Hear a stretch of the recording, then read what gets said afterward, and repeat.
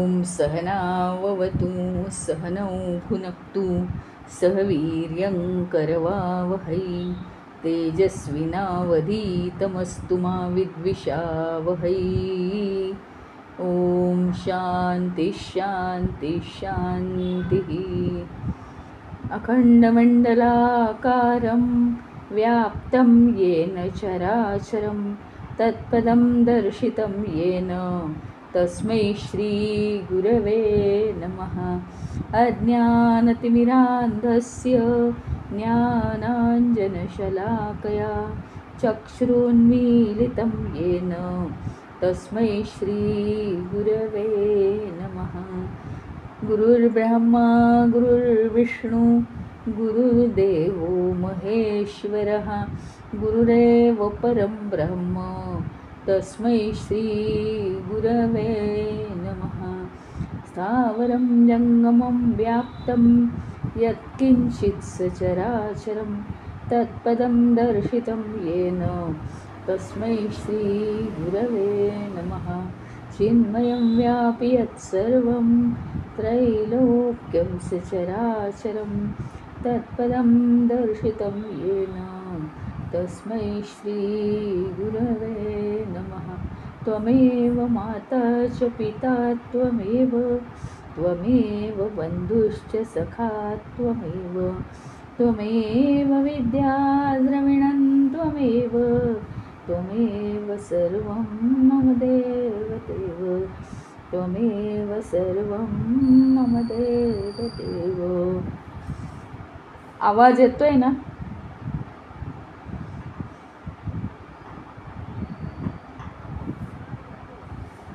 हां, मला आवाज येत नाही आहे. मी परत जॉईन होते, तुम्ही कोणी लेफ्ट होऊ नका.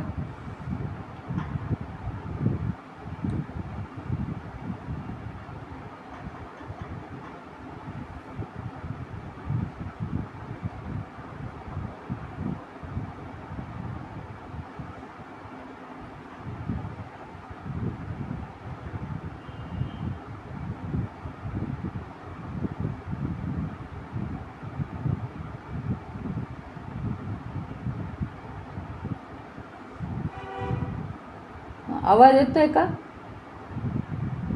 हो येतोय. हां, ठीक आहे. आज आपण थोडीशी रिव्हिजन करून मग पुढे जाणार आहोत. कहा शमः च प्रकीर्तितः। शमः चित्त प्रशांतता. म्हणजे शम म्हणजे काय माहिती आहे का? शम म्हणजे शांतता. आणि शांतता कशाला म्हणतात? शांतता म्हणजे काय? म्हणजे खरी शांतता म्हणजे कशाची शांतता? शांतता म्हणजे काय? शरीराची शांतता असते, देहाची का बुद्धीची? कशाची शांतता नेमकी? तर शांतता म्हणजे ॲक्च्युअल आपण काय म्हणतो की शांतता ही मनाची शांतता असते. मन शांत असलं तर आपल्याला शांती लागते. पण नुसत्या मनाची ही शांतता काहीच उपयोगी नाही आहे. त्याचं कारण आपलं जे मन आहे ते पूर्णपणे आपल्या चित्तावर अवलंबून आहे. मग मन शांत करणं म्हणजे मनाची शांतता प्राप्त होणार नाही आपल्याला. तर चित्त शांत करायला पाहिजे. चित्त कसं शांत करायचं हे श्रीकृष्णाने भगवद्गीतेत आपल्याला चांगलं ह्याचं हे दिलेलं आहे सिद्धांत, कर्मसिद्धांत. चित्त कशाने शांत होईल? तर ज्या ज्या आपल्या इच्छा आहेत, वासना आहेत, ते कर्माच्या रूपात आपण पूर्ण करायच्या आहेत. हा कर्मसिद्धांत आहे. मग ते कर्म कसं करायचं वगैरे भगवंतांनी सांगितलेलंच आहे की फळाची अपेक्षा करू नका वगैरे, नाही का? तर ते चित्त जर आपलं शांत झालं तरच आपलं मन शांत होईल. त्याचं कारण आपण बघितलं होतं की चित्त म्हणजे वासना. वासना आपल्यामध्ये वृत्ती निर्माण करतात. म्हणजे काय? आपल्या अंतरंगामध्ये, आपल्या चित्तामध्ये, आपल्या अंतःकरणामध्ये सुप्त वासना असतात. आता त्या वासना आहेत ना, कधी दिसत नाहीत बरं का आपल्याला. सुप्त स्वरूपात त्या वासना आहेत आणि त्या वासना आपल्याला कधी जाणवतही नाही, पण मात्र त्या वासनांच्या सतत वृत्ती बनतात आपल्या. ज्या प्रकारच्या वासना आहेत त्या प्रकारच्या आपल्या वृत्ती तयार होतात आणि त्या वृत्तींमधून आपण जायला लागलो की त्या वृत्तींचं रूपांतर विचारांमध्ये होऊन ते विचार म्हणजे वासना अतिशय सुप्त, त्याचा आपल्याला थांग लागत नाही. आपण जर एखाद्याला म्हटलं, हो तुझ्या वासना क्रोधाच्या आहेत, तो म्हणे कसल्या क्रोधाच्या, मला नाही माहिती. हो तुझ्या वासना, तिकडे जरी काही जग उलटं झालं तरी तुझ्या वासना या शांत चित्ताच्या आहेत. तो म्हणाल मला नाही कल्पना. वासना म्हणजे काय? वासना या इतक्या सुप्त आहेत, अदृश्य स्वरूपात आहेत, त्याचा कोणाला थांग नाही लागत. परंतु काय आहे की वासनांपेक्षा वृत्ती ज्या आपल्या निर्माण होतात त्या वृत्ती थोड्याफार अंधुक स्वरूपात आपल्याला समजतात. या वृत्तींमुळे स्वभाव बनतो. पण वृत्ती विचार रूपात मात्र मनात आल्या की मनुष्य खरा आपल्याला समजायला लागतो. कारण विचार त्याचे जसे असतील तसे तो वागतो. ह्याचा अर्थ विचार हे कुठून जातात? विचार हे मनातून जातात. विचार हे मनामधून प्रवाहित होत असतात. मग विचार जर मनातून प्रवाहित होतात तर ते मन आता शांत करायचं किंवा अमके विचार नाही करायचे असं जर आपण ठरवलं तर ते होईल का? असं नाही होत ना. आणि मग मनुष्य काय म्हणतो, अहो आता हे ना अध्यात्मवाले सांगतात मोह सोडा. मोह काय असा उगीच सुटतो का? अहो हे अध्यात्मवाले म्हणतात क्रोध सोडून द्या. अहो क्रोध काय असा उगीच सुटतो का? आणि जर कोणी काही वेडं वाकडं वागलं तर आम्ही क्रोध नाही केलं तर जीवन चालणार आहे का? वगैरे अनेक प्रश्न लोकांच्या मनात निर्माण होतात. परंतु हे का असं घडतं? मोह सोडणं इतकं सोपं नाही आहे, क्रोध सोडणं सोपं नाही आहे. असं का घडतं? तर केवळ मनावर संयम ठेवून काही उपयोग नाही, केवळ मनावर कंट्रोल ठेवून काही उपयोग नाही. केवळ मन शांत करून मन शांत ते राहणारच नाही. मन शांत कसं राहील? आता एक तुमच्या समोर एक छोटंसं हे आहे, असा खोलगट भाग आहे, त्याच्यात पाणी आणि कुठून तरी हे पाणी वाहत होते. आता तिथे त्या खोलगट भागामधलं पाणी तुम्ही साफ करायला गेलात, पण जिथून हे पाणी येतं आहे तिथून ते मुळी गढूळच येते. मग हे आत्ता आहे ते साफ केलं की स्वच्छ पाणी मिळालं, पण आता परत हे पाणी कसं काय गढूळ झालं हा प्रश्न पडतो. गढूळ कसं काय पाणी झालं? तर ते जिथून येतं आहे तोच भाग गढूळ आहे, तिथून ते पाणी येतं आहे. आत्ताच आपल्या समोर असलेल्या खोलगट खड्ड्यामधलं पाणी आपण जरी कशाच्या साह्याने साफ केलं, स्वच्छ केलं, गाळलं, उकळलं, काहीही केलं म्हणजे त्याला निवळलं, तरीसुद्धा पुन्हा त्या खड्ड्यामध्ये जेव्हा दुसरं पाणी येतं आहे ते गढूळच येतं आहे. कारण ते जिथून येतं आहे मुळातून ते गढूळ जागेतूनच येते. अगदी तसंच आहे आपल्या मनाचं. मनामध्ये जे विचार येत आहेत त्या वृत्ती पुन्हा अगदी, मी तर म्हणीन काय की सगळ्या वृत्ती या खूप वाईट आहेत असं काही नाही आहे, पण त्या वृत्ती तामसिक मात्र आहेत. आता तामसिक म्हणजे काय? फक्त क्रोध नाही, तर तामसिक याचा अर्थ आळस, कंटाळा, कुठलंही काम न करण्याची प्रवृत्ती, याला म्हणतात तामसिक. राजसिक कसं असतं? निदान ते सात्विक आहे का नाही ते जाऊ दे, पण राजसिकमध्ये आपल्याला प्रेरणा असते, सारखी कामं करण्याची प्रेरणा असते, काहीतरी मला केलं पाहिजे, याला म्हणतात राजसिक, उत्साह असतो.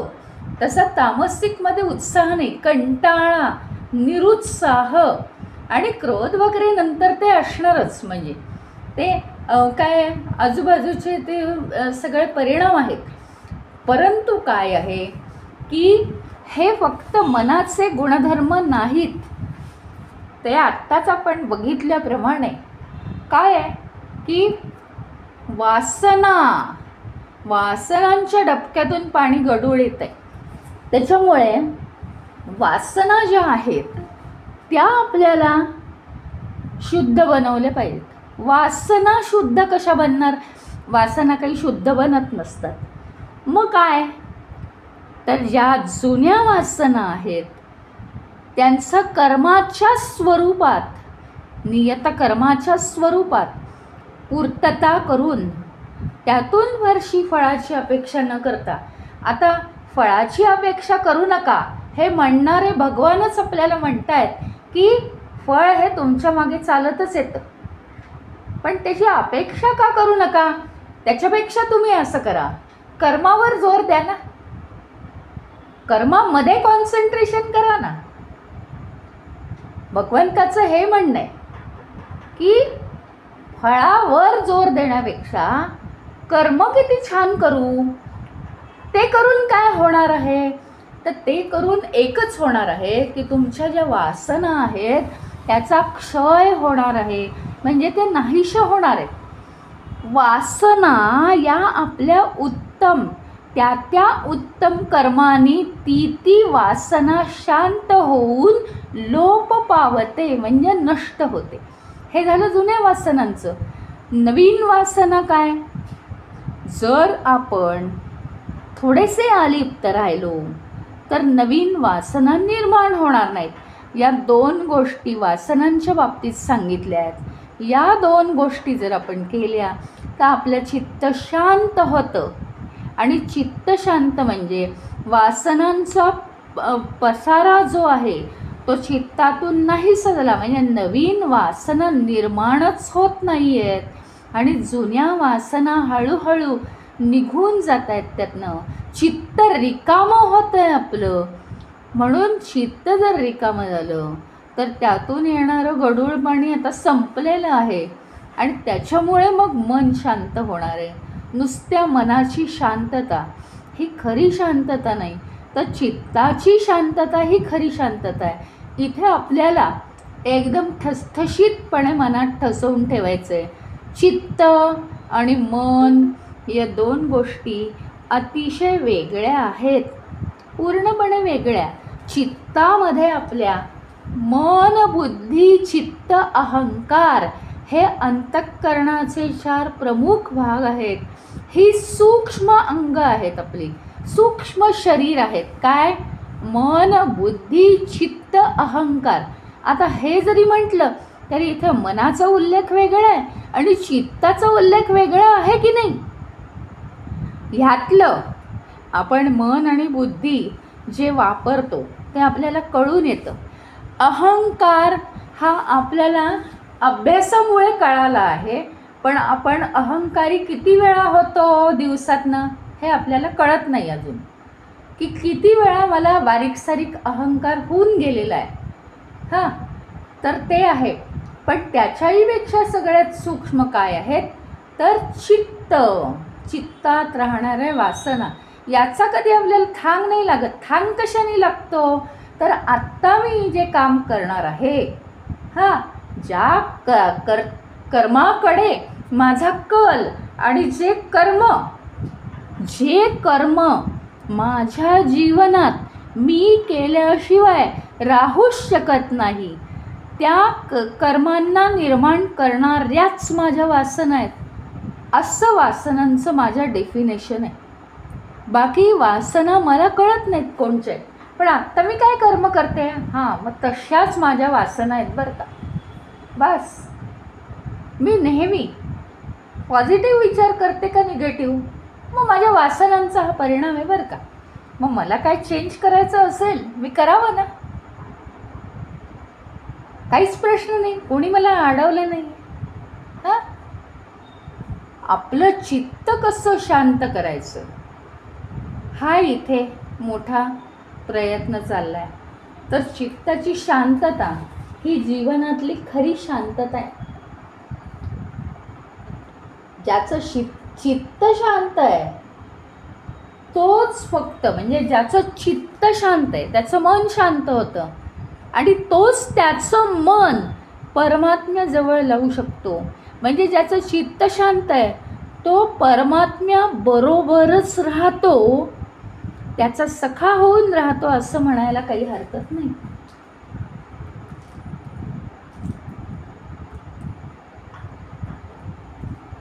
तुम्ही दिवसभरात कोणतीही क्रिया करा पण आपलं चित्त शांत आहे का हे बघा. हां, आपल्या प्रवृत्ती कशा आहेत हे बघा. प्रवृत्ती आपल्या शुद्ध आहेत का ते सगळं आपण बघितलं पाहिजे.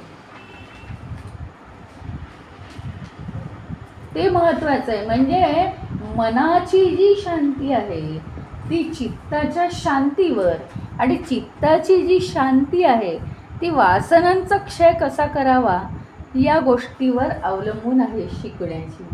पुढचं आहे दयाच का पराप्रोक्ता. दया सर्व सुख ईशित्वम.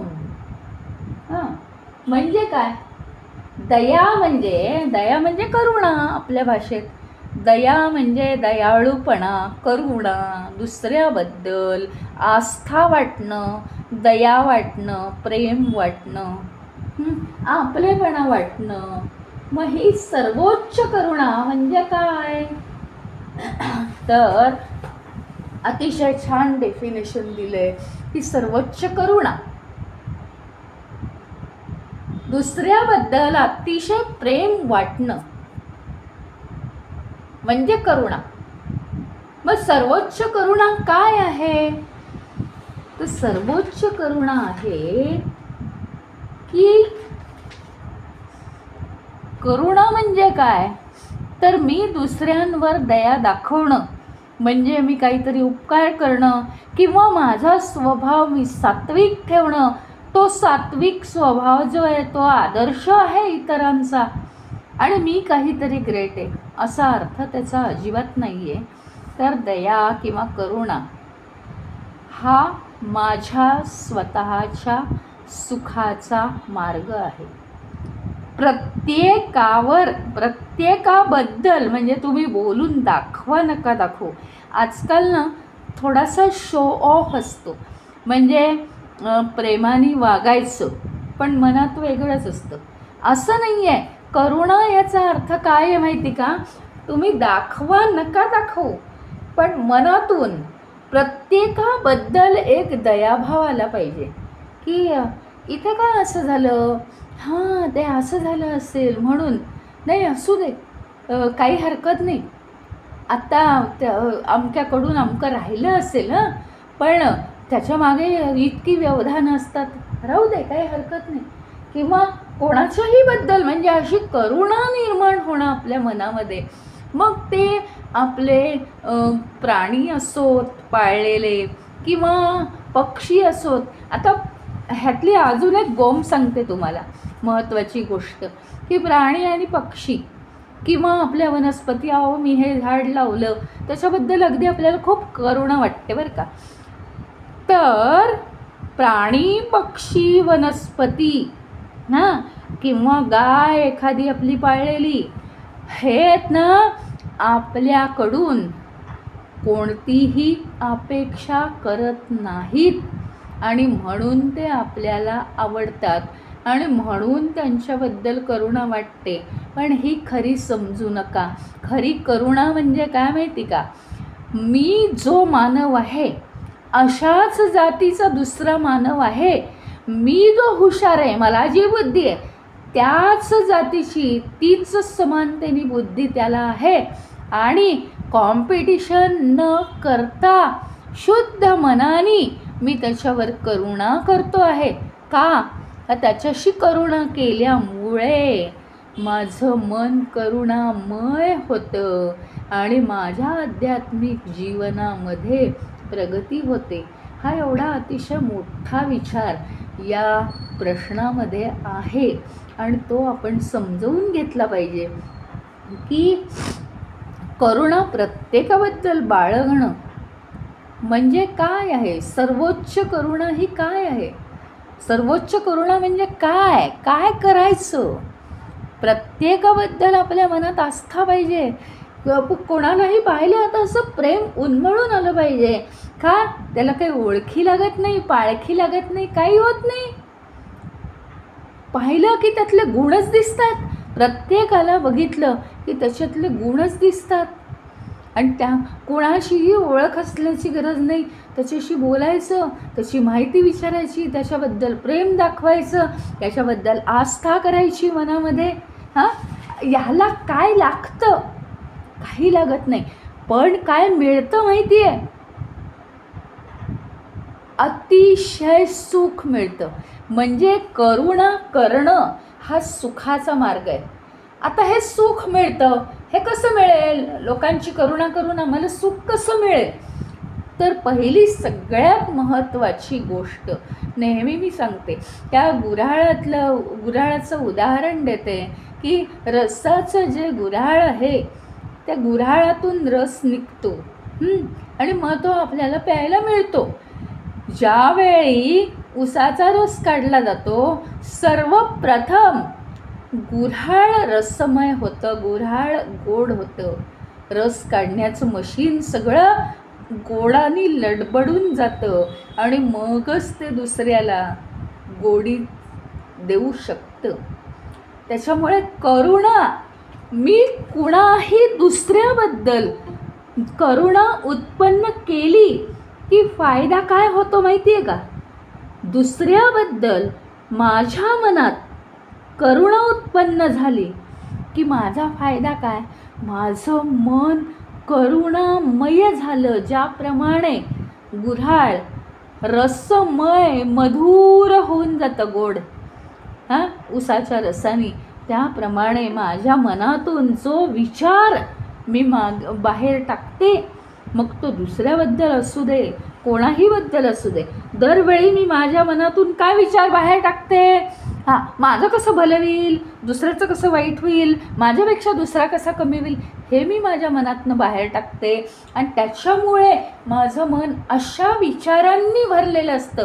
त्या मनातून या विचारांचा फ्लो जात असल्यामुळे त्या पद्धतीने ते मन बनलेलं असतं. जर मी दुसऱ्याचा विचार करुणामय पद्धतीने, इथे करुणामय ह्याचा अर्थ कोणाला काही सिंपती दाखवायला जायचं नाही आणि कोणावर खोटी दया पण करायची नाही आहे. प्रत्येकाबद्दल मनातून खूप जिव्हाळा वाटणं याला करुणा म्हणतात. आणि हे बघा, हे आत्ता काय होईल, हे नुसतं लेक्चर वाटेल. म्हणजे तुम्ही म्हणाल हे असं कसं, कुठला हा जिव्हाळा वाटणार आहे, कसं काय हे निर्माण होईल हा जिव्हाळा. तुम्ही म्हणताय की ओळख पण नाही तरी जिव्हाळा कसा निर्माण होईल. तर तो होतो ज्यावेळी आपण जास्तीत जास्त परमेश्वराजवळ जायला लागतो, त्यावेळी तो जिव्हाळा मनामध्ये उत्पन्न होतो. प्रत्येकाशी मला अजूनही आठवतं आहे, म्हणजे त्यात काही मोठेपणा नाही आहे, पण माझी आई होती ना, विशेषतः आई, वडील पण तसेच होते, पण विशेषतः आत्ताच्या आठवणींनुसार आई जो घरी येईल तो केवळ माझ्या मुलीचा म्हणजे वीणाचा संबंध आहे. आणि भास इतके आनंदून जायची. तिला काही कधी कोणी माहिती असायचं, कधी कोणी माहिती नसायचं, पण इतका जिव्हाळा. आणि तेव्हा मला पटलं की जो जास्तीत जास्त परमेश्वराजवळ जातो, जो जास्तीत जास्त शुद्ध पवित्र असतो, त्याला कोणाचीही ओळख लागत नाही. बस तुम्ही कोण आहे, तुम्ही आलात ना आमच्या घरी, या बसा बोला, आम्हाला खूप आनंद झाला, असं मन भरून जाणं याला म्हणतात करुणा. ज्यावेळी मनातून हे वाहतं, आपल्या मनातून हे विचार वाहतात, त्यावेळी आपण अधिकाधिक पवित्र व्हायला लागतो, अधिकाधिक शुद्ध व्हायला लागतो. परमेश्वराला तर फक्त हेच आवडतं. आणि तो अशांनाच जवळ करतो. परमेश्वराला याच गोष्टी अधिक प्रिय आहेत, कारण ही सगळी परमेश्वराची लेकरं आहेत. सतत तुम्ही मनात हळूच एकदम एकदम शांतपणे विचार करा. तुमच्या मनातला विचार इतरांना कळणार नाही कदाचित. दुसऱ्यांना कसं काय समजणार? ते काय मन म्हणजे काय बोलणं नाही आहे, ते इतरांना नाही कळणार. परमेश्वराला कानाकोपऱ्यातलं सगळं कळतं आणि तसेच रिझल्ट्स आपल्या आयुष्यात यायला लागतात. तर सगळी त्याचीच लेकरं असल्यामुळे प्रत्येकाबद्दल करुणामय रीतीने आपलेपणाने आपुलकीने विचार केलेला परमेश्वराला तर आवडतोच. पण माझं मन हळूहळू मधुर व्हायला लागतं, पवित्र शुद्ध व्हायला लागतं, सात्विक व्हायला लागतं. आणि कसे विचार पाहिजेत आपण विचार केला होता ना. मग इतकंच नाही आहे, म्हणजे लोकांबद्दल प्रेम वाटणं किंवा दयाभाव वाटणं इतकंच नाही आहे. मी म्हटलं ना, इथे सिंपथी कोणाबद्दल बाळगायची नाही. त्याला जाऊन काही फार अगदी हळवेपणाने मदत करावी असं नाही, पण प्रत्येकाबद्दल प्रेम वाटलं पाहिजे. तुम्ही काही खूप उचलून द्या लाखो रुपये असंही काही नाही. भाव तो आपल्या मनामध्ये आला पाहिजे. आणि आपण आहे ना, परत हाही मुद्दा महत्त्वाचा आहे की मी माझ्यासाठी माझं हे चांगलं होऊ दे, माझं आरोग्य चांगलं होऊ दे. जास्तीत जास्त मी माझ्या नातलगांसाठी त्यांचं अमक्याचं हे चांगलं होऊ दे, ते चांगलं होऊ दे, अमक्याला नोकरी मिळू दे, तमक्याला बरं वाटू दे, याची तब्येत जास्त आहे त्याला चांगलं होऊ दे, त्याचं सगळं, त्याला चांगला डॉक्टर मिळू दे, मी प्रार्थना करू शकते. पण इथं पुन्हा तोच भाव आहे. जगातल्या कोणालाही मी पाहिलं नाही, पण तरीसुद्धा जिथे जिथे जी रोगराई असेल ती नष्ट होऊ दे असं माझ्या मनात कळवळून भाव येतो का? त्याच्यासाठी तर प्रार्थनाही बघितल्या होत्या. सर्वोच्च करुणा म्हणजे काय आहे काय शेवटी? की लोका समस्ता सुखिनो भवन्तु. संपूर्ण लोक म्हणजे विश्व, जग, या जगातले सगळे लोक सुखी होत, ही वैदिक प्रार्थना आहे.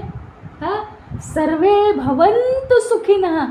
कोणी कसंही असू दे, मला काही म्हणायचं नाही, सगळे सुखी होऊ देत. कारण सुख ह्याची किंमत काय मला माहिती आहे ना. सर्वे भवन्तु सुखिनः सर्वे सन्तु निरामयाः. सगळे निरामय असू दे, सगळे शांत असू देत. सर्वे भद्राणि पश्यन्तु. भद्राणी, भद्र म्हणजे अतिशय सुमंगल असं सगळ्यांनी बघू दे. काहीही कोणीही वाईट न बघू नाही, अशा गोष्टी कोणी बघूच नाही. म्हणजे अयोग्य गोष्टींकडे कुणाचं लक्षच जाऊ नये. आणि पुढे काय, मा कश्चित दुःख भाग भवेत. मा कोणालाही कोणतंही दुःख राहू नये, इतकी प्रार्थना.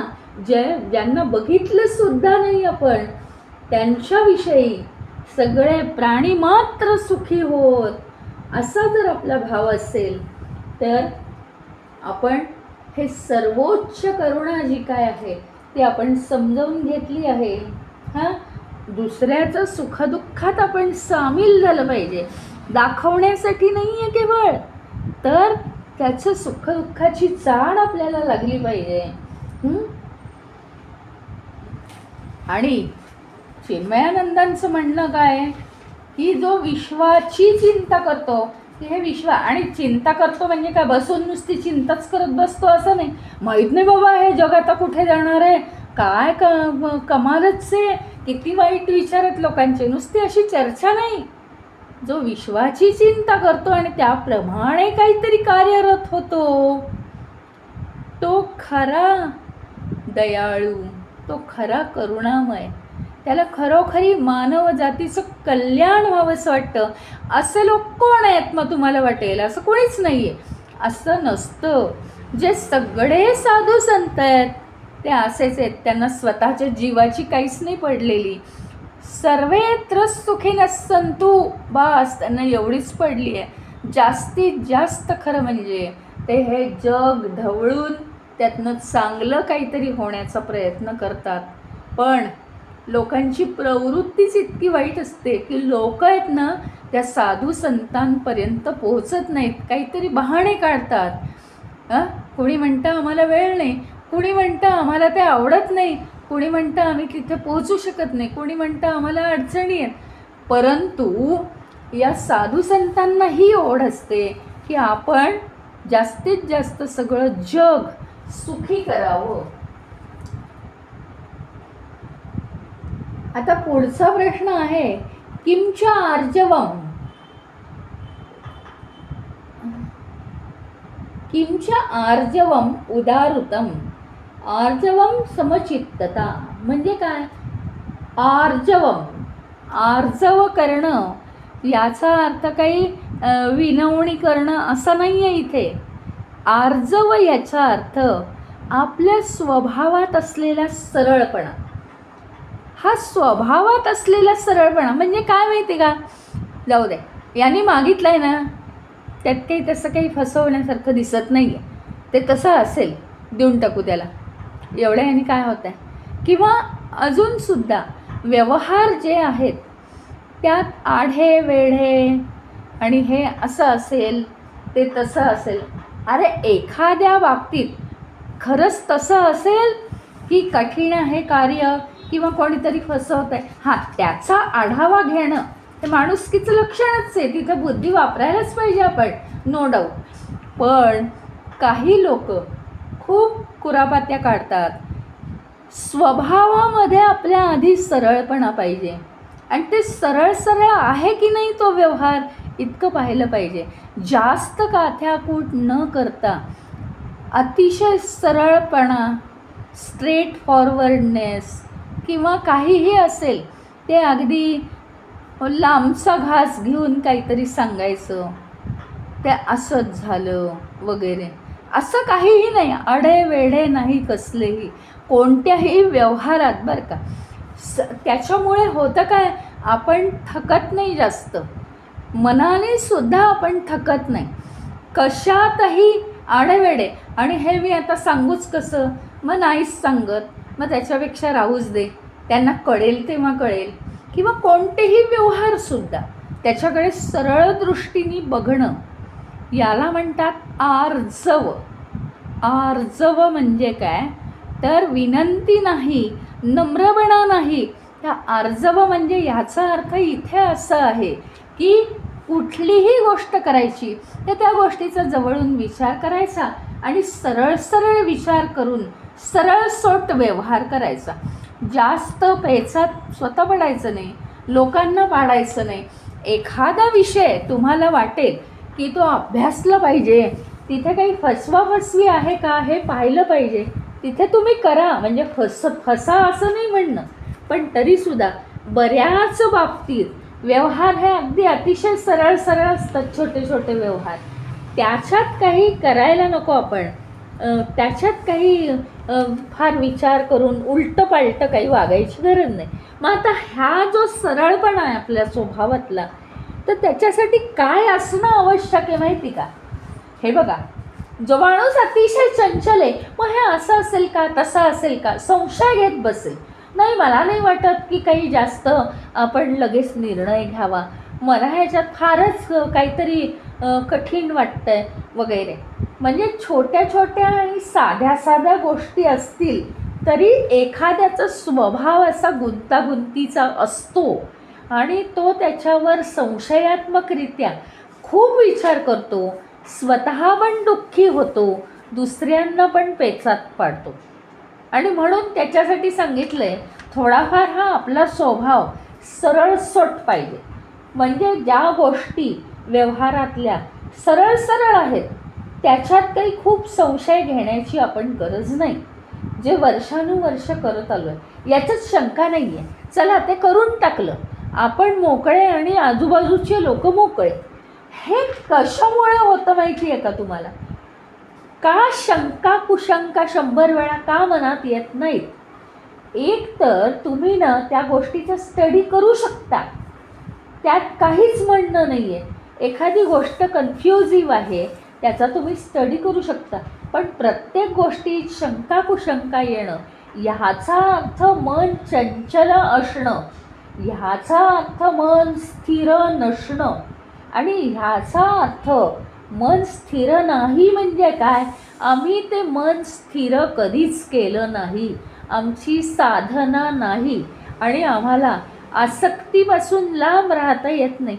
एखाद्या विषयात सतत संशय करणं, त्या संशयाची आसक्तीच आहे हे लक्षात ठेवा. संशय करत राहण्याची आम्हाला आसक्ती आहे. आसक्ती ही कशाचीही असू शकते, आणि ह्याचा अर्थ आसक्तीयुक्त मन हे कधीही स्थिर नसतं. एखाद्या गोष्टीचा अतिरेक करणं, आततायी स्वभाव ठेवणं आणि सारखे संशय घेणं हे मन स्थिर नसण्याचीच लक्षणं आहेत.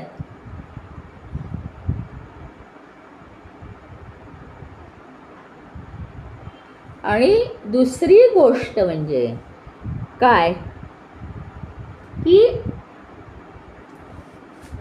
सुख आणि दुःख ह्याच्यामध्ये सुद्धा आपल्याला जर समानता पाहायला यायला लागली तर आपण फार असं केलं तर दुःख होईल का, मग नकोच करायला ना. आता जे जीवन आहे आपलं ते सुख किंवा दुःखाने भरलेलं, मग त्याच्यात हे किंवा ते होणार आहे, त्या दोन्हीचीही आपली तयारी पाहिजे. गीतेमध्ये नाही का म्हणत तो काय आहे बरं ते, सुखम वा यदि वा दुःखम, सुखम वा यदि वा दुःखम सयोगी परमो मतः. बरोबर. हां, सुख असो का दुःख असो, पण जर योगी असेल तर तो त्याचा परमविचार काय असतो, सुख असो की दुःख असो मला दोन्हीही कसं आहे सारखंच आहे. आणि मग असं असलं तर आपल्याला मनात शंका कुशंका येत नाहीत आणि आपलं मन स्थिर राहतं. मग आर्जवम म्हणजे काय, तर या जगाशी आपण काय केलं पाहिजे, सगळ्या व्यवहारामध्ये सरळ सरळ वागलं पाहिजे, आणि हे स्थिर मनाचंच लक्षण आहे. मग हे सरळ सरळ वागणं हे मनाला शिकवायला पाहिजे. मानसिक व्यवहारात जास्त शंका कुशंकांचे होतात, तर मानसिक व्यवहार सरळ सरळ करायला पाहिजे. ह्याचा अर्थ काय माहिती का, पहिली गोष्ट म्हणजे मला ह्याची आवड आहे त्याची आवड आहे हे मला आवडत नाही म्हणजे नापसंती, किंवा मला मान पाहिजे मला अपमान होतो मला चालणार नाही, कीर्ती अपकीर्ती, मला सुखच पाहिजे मला दुःखच नको, हे जे हवं असणं आणि नको असणं या आसक्ती जर मनात न गेल्या तर आपण सहजतेने हे सगळं जीवन सहजतेने पेलू शकतो. आणि काय आहे माहिती का, आपल्यावर समाज अवलंबून आहे.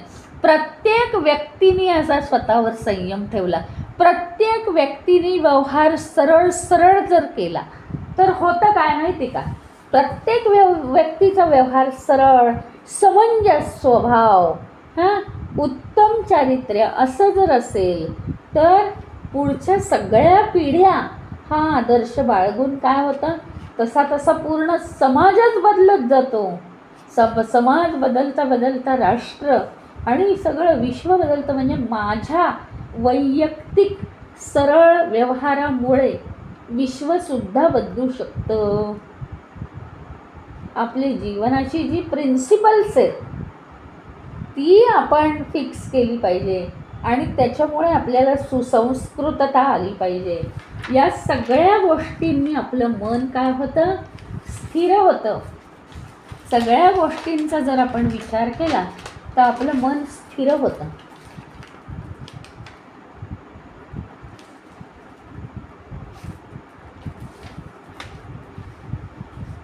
मग आपण म्हटलेलं आहे.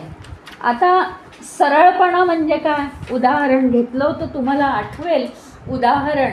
सरळपणाचं उदाहरण काय आहे, संजय धृतराष्ट्राला सांगतो, भले धृतराष्ट्राला ते आवडो की न आवडो आता पांडव असे आहे, कौरव असे करतात. तो अगदी कळकळून विचारतोय, आता पंडूच्या मुलांमध्ये आणि माझ्या मुलांमध्ये काय चाललेलं आहे.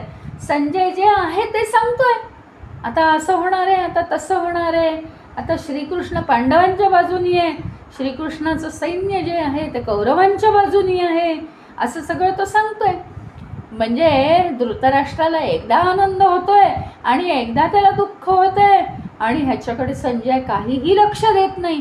तुम्हाला एक गंमत सांगते की जर गीता बारकाईने वाचली तर आपल्याला असं आढळून येईल की संजय गीता सांगतोय, म्हणजे संजय रणांगणावर घडलेली गोष्ट धृतराष्ट्राला सांगतोय आणि त्याच्यात तो अनेक शहाणपणाचे धडे इनडायरेक्टली धृतराष्ट्राला देतो आहे की असं असल्यामुळे आज असं घडलेलं आहे. पण ते धृतराष्ट्राला तो समजू देत नाही आहे, पण मानसिकरित्या तो त्याची तयारी करतो आहे. खूप बारकाईने संजयाच्या तोंडची वाक्य वाचली ना आपण की आपल्याला कळतं ते की धृतराष्ट्राच्या मनाची तयारी निदान आज तरी करणं आवश्यक आहे. आणि ते मोठं काम संजय करतोय. जे संजयाला जमलं ते विदुरालाही नाही जमलं. विदुरसुद्धा सरळ होता, कधीही कोणाच्या कसं वाटेल त्याला हे त्याने फिकीर नाही केली. फक्त एकच गोष्ट कमी होती की तो दासीपुत्र असल्यामुळे यांनी त्याला हिणवलं आणि कौरवांनी त्याचं बिलकुलच ऐकून नाही घेतलं. पांडव तर घराच्या बाहेरच हाकलले गेले, त्याच्यामुळे त्यांचा विदुराशी जास्त संबंध नाही राहू शकला. जरी राहू शकला, त्यांनी काका म्हणून एक पवित्र मानलं त्याला, तरीसुद्धा जास्त संबंध आलाच नाही कधी. पण त्याच्यामुळे विदुर नीती इतकी आज सगळ्या जगात प्रसिद्ध आहे, पण त्याचा उपयोग कौरवांना होऊ शकला नाही. त्याचं कारण विदुर सत्याला धरून होता आणि सत्य हे नेहमी कडूच असतं. त्याच्याही पुढे एक प्रश्न आहे की कहा शत्रुः दुर्जयः, क्रोधः सुदुर्जयः शत्रुः. याचा अर्थ काय?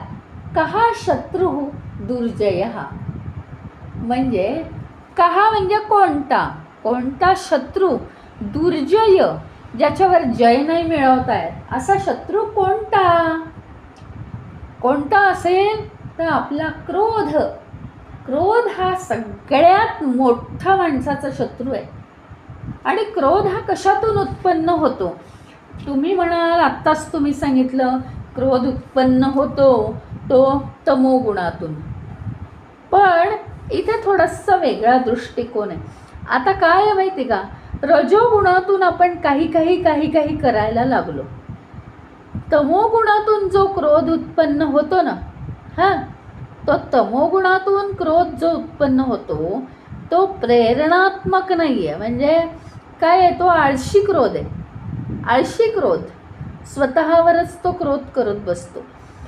रजोगुणातून जो क्रोध उत्पन्न करतो, मी काहीतरी केलेलं आहे आणि म्हणून आता मला काहीतरी राग येतोय दुसऱ्याचा, मी कर्तबगार आहे आणि मी इतका शहाणा आहे, मी मोठा आहे आणि मला आता दुसऱ्याचा राग येतोय कारण तो चुकीचा आहे आणि मी बरोबर आहे.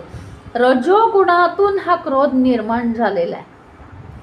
रजोगुण ज्या माणसाला खूप काहीतरी करावंसं वाटतं आणि तो सतत काहीतरी करत असतो, त्याच्यातून जो क्रोध निर्माण होतो तो भयंकर आहे. त्या क्रोधावर आपण विजय मिळवणं अत्यंत कठीण आहे. तर त्या क्रोधाचा आपण स्वीकार केला की काय होतं, पूर्णपणे आपला विवेक नाहीसा होतो, बुद्धी नष्ट होते, सगळी बुद्धी नष्ट होते. आणि त्या रागाच्या तावडीत आपण सापडलो की आपल्या सगळ्यावर परिणाम होतो, आपल्या विचारांवर परिणाम होतो, कधीकधी आपली कृतीसुद्धा अयोग्य होते. दुसऱ्याला आपण मारतो, नाही तर काहीतरी बोलतो, आरडाओरडा करतो. आपल्यावर नियंत्रण राहत नाही, वाणीवर नाही इंद्रियांवर पण नियंत्रण राहत नाही. आणि आपल्याला समजायच्या आत आपलं नुकसान होऊन जातं सगळं. मला समजायच्या आत माझं सगळं नुकसान होऊन जातं मला राग आला की. काय काय नुकसान होतं, तर माझा विवेक तर राहतच नाही, पण दुसरा माझ्या शब्दांनी इतका चिडलेला असतो की मी आज एक शब्द बोलला की तो 10-20 वर्ष त्याचा काटा काढू शकतो. असं आपण पेरत असतो क्रोधामुळे. आता क्रोध हा एक नुसतं बोलण्याचं नाही सांगते मी, पण कोणत्याही प्रकारचा क्रोध आपण उत्पन्न केला की आपल्याला त्याचं फार मोठं भोगावं लागतं ॲटोमॅटिक.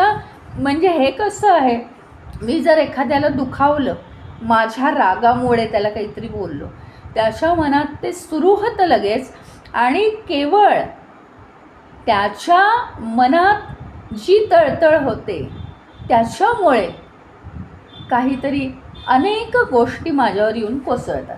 म्हणजे हे समाजाचे हे सगळे नियमच आहे. आणि माझं स्वतःचं जे नुकसान होतं, माझा विवेक नाहीसा होतो, ते वेगळं आहे.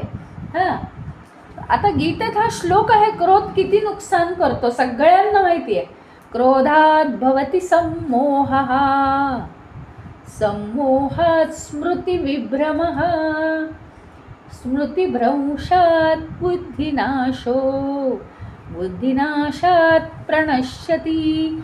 हा श्लोक सगळ्यांना माहिती आहे की क्रोधात भवति सम्मोहः, क्रोधामुळे मोह निर्माण होतो, अजून अजून चिडावंसं वाटतं, अजून अजून दुसरा किती वाईट आहे, त्याला काय काय बोलू, म्हणजे विवेक नष्ट होतो.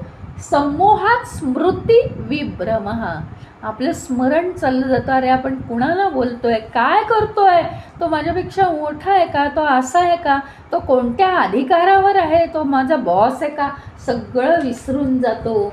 स्मृतिभ्रंशात बुद्धिनाशो, मला जर विस्मरण झालं तर माझी बुद्धी काम करेनाशी होते, आणि बुद्धिनाशात प्रणश्यती, बुद्धी जर काम करेनाशी झाली तर पूर्णपणे माणसाचा नाश होतो. इतका हा क्रोध वाईट आहे.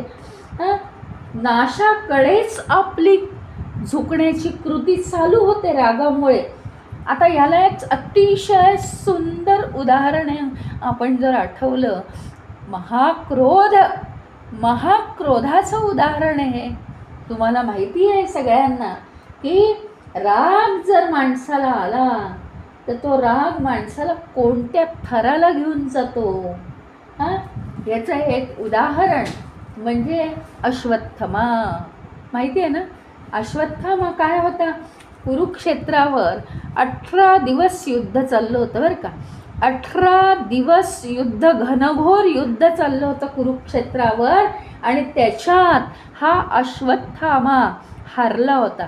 पूर्णपणे तो हारला होता, पराभूत झाला होता, आणि इतका चिडला तो की एके दिवशी रात्री उठला आणि पांडवांच्या छावणीत गेला. पांडवांच्या छावणीत, आता रात्रीचे ते झोपणार नाहीत का, छावण्या असतात म्हणजे युद्ध रणांगणाच्या बाजूला, तिथेच, काही कुठे जायची परवानगी नसते. आज युद्ध चाललं, सूर्यास्त झाला, युद्ध संपलं तर तिथेच रणांगणाच्या बाजूला झोपायचं. हे बघा, युद्धाचे नियम असतात, युद्ध नीती म्हणतात. कुणीही कुणाला झोपेत मारायचं नसतं, त्यालाच युद्धामध्ये, तोच वीर, शूरवीर. समोरासमोर शस्त्र धरल्यानंतर तुम्ही एकमेकांच्या शूरपणाची कल्पना घेऊ शकता, पण तोपर्यंत कोणी निशस्त्र आहे, कोणी झोपलेलं आहे, कोणी घाबरला आहे, कोणी पळून जात आहे, त्याला मारायचं. त्यात काही पराक्रम नाही आहे, त्यात काही शूरपणा नाही आहे, त्यात काही पुरुषार्थ नाही आहे. आता इथे एवढं युद्ध चाललं आहे, हा हारला पूर्ण, आणि पांडवांच्या छावणीत रात्री गेला, आणि एका मागोमाग त्यांनी कत्तल केली आहे पांडवांच्या मुलांची. सगळी मुलं झोपलेली, आणि हा आपल्या सगळ्यांना मारतोय, ठार मारतोय, नुसतं मारत नाहीये. ही कोणती युद्धनीती आहे? अरे साधी माणुसकी सुद्धा अशी होऊ शकत नाही, माणसाला सुद्धा दया येते. एका मागोमाग कत्तल इतके लोकांची, हे शोभत नाही माणसाला. राग त्याला अनावर झाला, आणि माणसाला राग अगदी माणूस न ठेवता पशु समान करतो. मग माणसाला, अशा रागीट माणसाला पशु म्हटलं तर कुठे बिघडलं? बुद्धिहीन होऊन जातो की मी काय करतोय हेच समजत नाही. याच्याही पुढे जाऊन तो आणखीन कोणती घाणेरडी वाईट गोष्ट करतो, किती लज्जास्पद. पुढे जाऊन तो ते ब्रह्मास्त्र सोडतो. कुणावर? तर पांडवांची संततीच आता मी नष्ट करतो पुढे येणारी, असा त्याच्या मनात विचार येतो. आणि त्यात अभिमन्यूची जी पत्नी आहे उत्तरा, ती गरोदर असताना तिच्या गर्भाकडे बाण निर्देशित करतो तो. आणि तेवढ्यात श्रीकृष्ण भगवान त्या गर्भाचं संरक्षण करतात आपल्या शक्तीने. भगवान श्रीकृष्णांना हे सगळं समजतं, अंतर्ज्ञानाने समजतं, पाहून समजतं, सगळं त्यांना समजतं. आणि अश्वत्थाम्याला ते शाप देतात की तू कलियुगात सुद्धा खूप त्रास तुला आता सहन करावा लागणार आहे आणि तो तुझा त्रास कोणीही कमी करू शकत नाही. त्याच्यामुळे हे जे आहे, राग जर आला तर मनुष्य काहीही करू शकतो. आणि एकदा बाण गेला रे गेला की तो बाण परत येत नाही. तो बाण परत, श्रीरामांच्या भात्यात बाण परत का येत होते माहिती आहे? ते राक्षसांना म्हणजे वाईट प्रवृत्तींना फक्त मारायचे आणि त्यांच्या मनातनं तर राक्षसाचं शरीर नाहीसं झालं की त्या आत्म्याबद्दल करुणा उत्पन्न व्हायची. म्हणून त्यांनी बाण मारलेला त्यांच्या भात्यात परत यायचा. आपले बाण हे द्वेषाचे बाण असतात. ते बाण कधीही परत येत नाहीत, ते काहीतरी परिणाम करूनच आपल्याकडे येतात. आणि म्हणून राग हा जो हे आहे, त्याच्यासाठी आपण काय ठरवलं पाहिजे की शत्रूवर विजय मिळवायचा, क्रोध करायचा. आणि त्या योगे आपण विजय मिळवायचा म्हणजे मिळवायचा, मारामारी करायची, बदला घ्यायचा. ह्याच्या ऐवजी शत्रूशी एकत्र येणं टाळलं पाहिजे. ही सगळ्यात मोठी नीती आहे. जिथे वारंवार खटके उडतात, अगदी घरी येऊन सुद्धा तो शत्रू काही करत असेल, त्यातनं मार्ग काढून आपण दूर झालं पाहिजे, तिथनं पळ काढला पाहिजे. हा रागावर सगळ्यात मोठा उपाय. कधीही आपल्या क्रोधाने दुसऱ्याचं, मग तो कितीही शूद्र असू दे, कसाही असू दे, त्याचं नुकसान होता कामा नाही. सीतेने सांगितलंय ना, कितीही पापी मनुष्य असला, कितीही पापी, तरी त्याचं नुकसान कधीही आपण करू नये, कारण आपल्यावर परत तीच वेळ येते. मग दुसऱ्याचा द्वेष करणं हा काय आहे? आपल्यालाच विनाशाकडे नेतो आपल्या. आणि म्हणून आपल्याला राग येतो म्हणजे दोन गोष्टी घडतात. आपल्याला राग आला म्हणजे दोन गोष्टी होतात. आपला पारा चढतो, आपल्याला संताप यायला लागतो, आपली बुद्धी भ्रष्ट होते, पण तामसी बनतो आपण. पण दुसरं काय होतं माहिती का? आपल्याला दुसऱ्याची अपेक्षा असते. तो का नाही, मला पाहिजे तसं तो का नाही वागत दुसरा, आणि तो नेहमी असंच करतो, मला माझ्याप्रमाणे दुसरा वागणार नाही. हे परमेश्वराची नीती आहे. प्रत्येकजण वेगळा, तो त्याची कामं करतोय, मी माझी कामं करणार, आणि त्याच्यासारखा मी वागणार नाही आहे. तो असा दुष्टपणाने वागतोय. तुम्हाला ती माहिती आहे ना ती गोष्ट, त्या विंचवाची. विंचूडंख मारतो आणि हळूच ते साधू ते सोडून द्यायचे त्याला पाण्यात. परत यांनी अर्घ्य घेतलं की परत विंचूडंख मारायचा. कोणीतरी म्हणाला त्याला मारून काय नाही टाकत. अरे तो डंख मारतो म्हणजे डंख मारणं हा विंचवाचा गुणधर्म आहे. माझा गुणधर्म दया करणं, मी साधू आहे ना, त्याला काय कळतंय? याप्रमाणे दुसरा जरी काहीही करत असेल तरी त्यातनं सुयोग्य मार्ग काढून मी बाजूला झालं पाहिजे, त्याच्याप्रमाणे मी वागणार नाही आहे. क्रोधापासून आपण अलिप्त व्हायला पाहिजे. परीक्षित राजाची सुद्धा गोष्ट आहे. परीक्षित राजा एकदा शिकारीला गेला. तुम्हाला सगळ्यांना माहिती आहे ही भागवताची गोष्ट. हरणाचा पाठलाग करता करता करता इतक्या लांब गेला जंगलात, आणि जंगलातनं मार्ग काढत होता की आता कुठे जायचं इथून. त्याला असं करता करता उन्हातानाचा गेला. त्याला तहान भूक लागली, बराच वेळ झाला, पोटात काही नाही, पण तहानेनी तो मात्र व्याकुळ झाला. भटकत भटकत भटकत त्यातनं बाहेर पडून आला एका आश्रमाजवळ. आश्रमात पोचला. आश्रमात हाका मारू लागला, व्याकुळ झाला होता. की तहान लागली आहे, जरा पाणी मिळेल का. आजूबाजूला कोणीच दिसेना, कारण तिथे एकच ऋषी राहत होते आणि ते ध्यानामध्ये मग्न झाले होते. त्याच्यामुळे त्यांनी काही आवाज दिला नाही. राजाने, परीक्षित राजाने थोडंसं आत येऊन बघितलं. आत येऊन पाहिलं तर काय झालं की ऋषी दिसले तिथे ध्यान करतायत. पण परीक्षित राजाला वाटलं की हा आपलं नुसते देवाजवळ डोळे मिटून बसलेले आहेत असं वाटलं त्याला.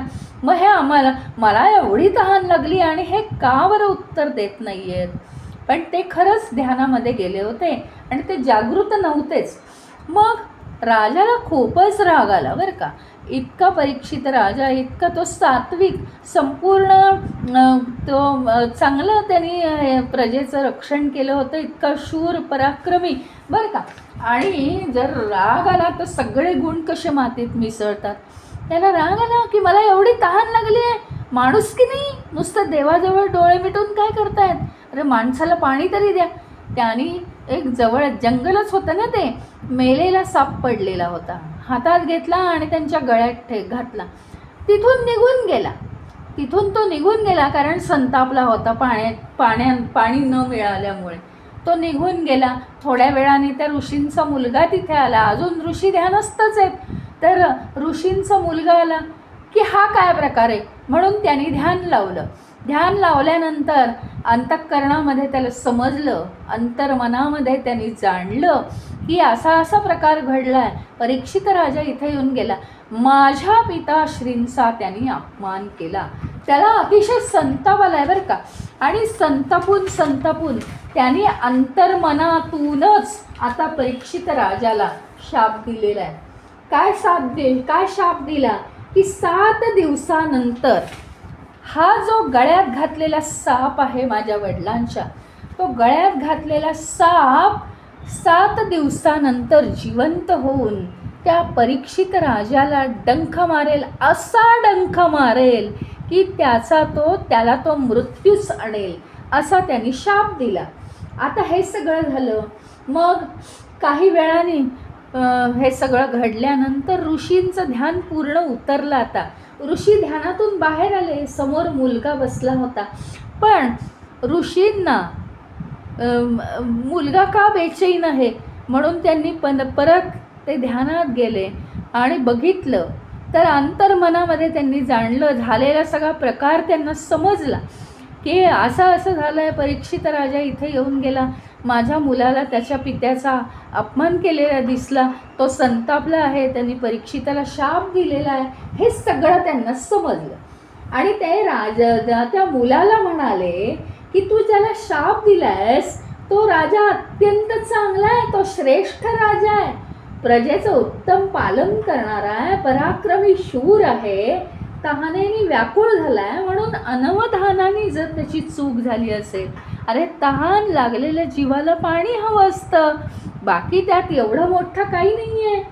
अतिशय महान राजा आणि त्याला शाप देणं इतका क्रोध बरा नाही आणि इतका क्रोध असता कामा नाही. म्हणून ऋषींनी त्यांच्या मुलाला सांगितलं, तू आता आश्रम सोडून निघून जा आणि तुला जोपर्यंत क्रोधावर नियंत्रण करता येत नाही तोपर्यंत तू तपस्या कर, तोपर्यंत मला तोंड दाखवू नकोस, क्रोधावर नियंत्रण येईपर्यंत तप कर. म्हणजे ह्याच्यावरून आपल्याला असं समजतं की आपले विचार आणि आपले शब्द ह्याच्यावर, म्हणजे विचारांवर पण नुसतं शब्दावर कंट्रोल ठेवतो आम्ही. आजकालची प्रवृत्ती काय आहे माहिती का, शब्द इतके गोड चांगले सुंदर लोकांचं कौतुक आणि त्यातलं काहीच खरं नसतं. मनात एक आणखीन वेगळंच असतं. प्रत्येकाचं नाही सांगत मी, पण सहसा समाजात आजकाल शो ऑफ खूप आहे अशी प्रवृत्ती दिसते. अंतःकरणापासून प्रेम करता आलं पाहिजे आणि आपले विचार आणि आपले शब्द जे आहेत याच्यावर माणसाचा संयम हवा. कोणावरही राग करू नये, कुणाचाही द्वेष करू नये, हे आपण सतत टाळलं पाहिजे. नाहीतर खूप मोठी उदाहरणं आहेत की संपूर्णपणे माणसाचा नाश कसा होतो. आता आपण आज इथे थांबूया आणि उद्या पुढच्या प्रश्नाकडे वळूया. ओम